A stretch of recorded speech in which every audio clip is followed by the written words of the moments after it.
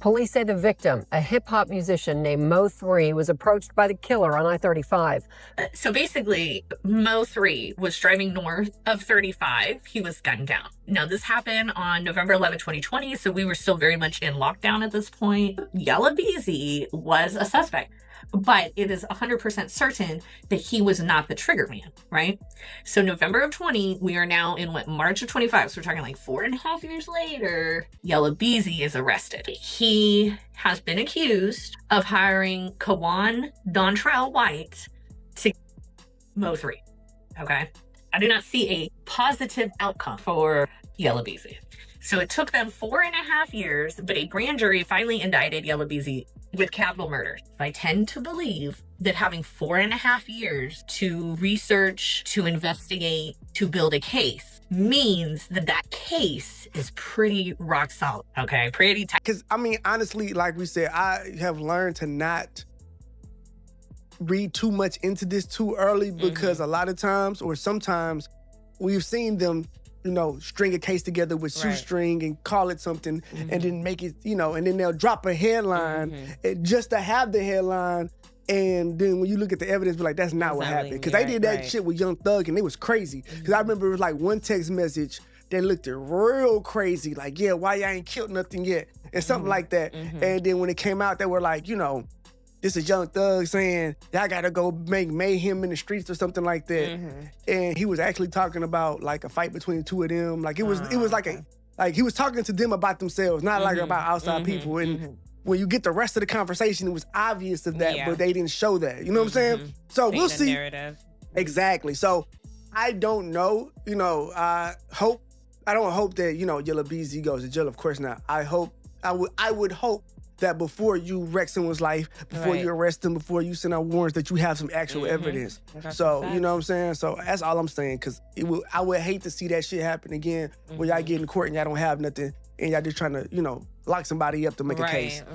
You know. They didn't expect the courtroom to get this quiet. But when the prosecutor stood up and said a key witness would testify that Yella Beezy helped fund the hit, you could feel every head turn. Then she revealed something that shook the entire room. Bank records showing Beezy withdrew $40,000 in cash right after MO3 was murdered. And yes, the bank cameras caught it. That one detail changed the way people looked at the whole case. Because now the question wasn't just who pulled the trigger, it became who paid for it. And that's where this story starts. With a freeway execution, a long history of beef, and a 5-year investigation that pulled Dallas hip-hop into one of the most tangled murder cases the city has ever seen. November 11th, 2020, began like any other Wednesday. Midday traffic packed I-35E, truckers hauling shipments, workers coming back from lunch. A normal afternoon. Then chaos hit. MO3 was driving northbound when a dark-colored car pulled up beside him. Shots rang out, his windshield shattered. Drivers around him slammed brakes in panic. MO3 tried to maneuver out of the line of fire, but realized the shooter wasn't backing down. He jumped out of his car and sprinted across lanes of traffic. You can see horns blaring on dashcam footage as cars swerve around him. The shooter, mask on, weapon drawn, got out and chased him on foot. Right there on the freeway, in open daylight, with dozens of witnesses watching, MO3 was hit multiple times. He collapsed on the pavement before first responders could reach him. He didn't survive. A killing that bold meant only one thing. Someone wanted him gone badly enough to ignore cameras, traffic, and witnesses. To understand how things got here, you have to go back to where Yella Beezy came from. Oak Cliff. A neighborhood with tough history, tight bonds, and a reputation for producing some of Dallas's hardest talent. Beezy, real name Marquise DeAndre Conway, grew up seeing things no kid should. His father was murdered in their home when Beezy was just 12. That moment shaped how he moved, how fast he grew up, and how much he kept inside. He buried himself in music. By 9, he was writing bars. By his late teens, he was making noise in the underground scene. Then came the breakout. Trap and Designer blew up in Dallas. That's On Me exploded nationwide, hitting hundreds of thousands of plays in weeks and climbing the charts. Big names reached out. L.A. Reid signed him, Chris Brown, Gucci Mane, Lil Wayne all hopped on tracks with him. But fame didn't erase the pressure. He came from a background where problems didn't disappear just because you had a hit song. And as his career grew, the street politics around his name grew right along with it. Across town, another artist was rising fast, MO3. He grew up in North Dallas, raised in a family where church was central. His voice carried that soulful pain of someone who had lived through heartbreak, loss, and struggle. Influenced by Boozy, MO3 mixed singing and rapping in a way that felt like confession. His stories were raw, honest, emotional. People didn't just listen, they related.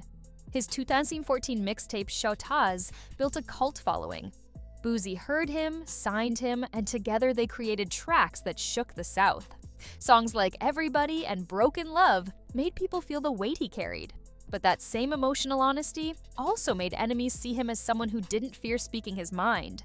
MO3 wasn't just talented, he was direct. And in a city with Tilbury where tensions run deep, direct can get dangerous. This is where everything begins shifting. At first, the tension between MO3 and Beezy wasn't music-related. It wasn't business-related either. It was smaller, the kind of small spark that can blow up fast in the wrong environment. Rumors say it started over a woman. Then came comedian Roy Lee, a loud, charismatic Dallas figure who roasted both rappers online. Roy Lee questioned Beezy's street credibility, called him out, mocked him. Beezy's crew allegedly ran up on Roy Lee at a club. Shortly after, Roy Lee was shot in the leg. Complications from blood clots led to his death. Street rumors pointed at Beezy's side, although nothing was proven. MO3 felt responsible to stand up for Roy Lee, even if indirectly. And from there, what could have stayed small began turning into a citywide divide. Beezy also had ties to the Rollin' 60s, a known Crip set. MO3 wasn't affiliated, but he had deep support in North Dallas. Once both sides started bumping heads, the tension spread through their camps too. Beef wasn't just brewing, it was simmering under pressure. It escalated in 2018. Beezy was shot multiple times on the Dallas tollway. He barely survived. People immediately said it was MO3. MO3 denied it. Beezy denied it. But Dallas didn't buy that denial for a second. Then in 2020, Beezy allegedly got into a fight with MO3's manager Brandon Rainwater at a club. Rainwater ended up with serious injuries and later sued. Despite all this, both artists claimed publicly there was no beef. But whenever the cameras turned on, their body language said otherwise. Fans noticed the tension, blogs noticed it, clips went viral. People added fuel to a fire that didn't need help burning. Behind the scenes, the situation was already spiraling. When MO3 was ambushed on I-30, investigators knew immediately this wasn't random. Dashcam footage from truck drivers showed everything. MO swerving to escape, jumping out of his car, running between lanes, and the shooter chasing him down with no hesitation. At the scene, police recovered shell casings from a high-powered weapon. Multiple rounds were fired at close range. His car was riddled with bullets. And unlike most street shootings, this one was caught on camera from several angles. The shooter didn't care. He didn't hide. He didn't run quickly. He walked toward his target with intent. That confidence told detectives something important. This wasn't spur of the moment. It was planned. Within a month, Dallas PD identified the suspected shooter, Q&Q Dontrell White. He already had a record. He was on parole. Forensics linked him to the vehicle used in the hit. Phone data mirrored the timeline. Soon after, Devin Brown was indicted for helping set up the hit. But it was White's cooperation with prosecutors that changed everything. He took a plea deal, 9 years, gun charges, and he agreed to talk.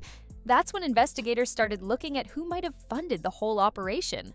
For years, detectives heard rumors that MO3's death was about revenge, or pride, or something bigger. But they needed real evidence. Slowly, the picture came together.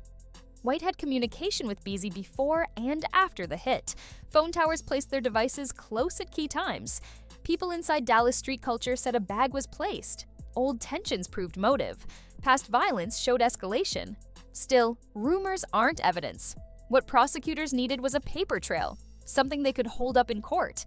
And that's when the $40,000 withdrawal surfaced. Prosecutors revealed the bombshell during a bond hearing. They obtained Beezy's bank records. Those records showed a withdrawal for $40,000 in cash, right after MO3 was murdered. Then came the kicker. Bank cameras filmed the entire transaction.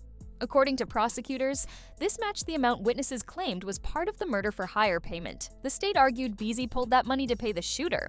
Defense attorneys countered immediately. Rappers withdraw large sums often. There's no receipt proving what he did with it. Cash alone doesn't equal murder. Beezy is rich enough to pull out $40K for legit reasons. Wack 100 even spoke publicly, saying this wasn't unusual for artists with money. He said the withdrawal meant nothing without evidence of who received it. But prosecutors weren't done. They also showed phone logs, communications within 24 hours of the murder, and testimony from witnesses claiming Beezy helped fund the hit. Suddenly, the $40K didn't look random to a lot of people. March 20, 5 years after the murder, a grand jury indicted Yella Beezy for capital murder for hire. Devin Brown was indicted as well. Beezy was arrested and hit with a $2 million bond, later reduced to $750K after his lawyers argued he had kids, responsibilities, and deep roots in Dallas. The court placed him on house arrest, GPS ankle monitor, strict rules. Eventually, the judge granted him 5 hours per week to record music, just enough to maintain his career. But the real battle is the trial. Witnesses are set to testify that Beezy funded a portion of the payment, that White received money tied to the murder, that communications linked the camps, that the timing of the cash withdrawal was no coincidence. Defense plans to attack every witness's credibility. They'll argue the case is built on rumors, deals, and people trying to save themselves. The trial is expected to be one of the biggest in recent Dallas history. Fans are split. Some say Beezy is being targeted because of his fame. Others believe MO3's murder was the final chapter of a beef that went way too far. Wack 100 isn't sold on the state's evidence. He says a rapper withdrawing $40K is normal, not incriminating. But many people in Dallas point to the long trail of incidents, the tension, the public fights, the shootings, the retaliation theories. One thing is clear, the city never healed from MO3's death. MO3 had a voice that carried pain and soul. Beezy had the charisma and momentum to run the Dallas scene. Two talented artists from the same city, caught in a feud that spiraled into tragedy. Now one is gone forever. One is fighting for his freedom. And the truth about what really happened may be more complicated than anyone realizes. Did Beezy actually fund the hit? Was the $40K withdrawal innocent? Did old wounds turn deadly? Until the trial plays out, Dallas is stuck with a story full of claims, rumors, and unanswered questions, and a freeway execution that will never be forgotten. If you want to go deeper into stories like this, go ahead and click on the next video on your screen. There's a lot more to uncover.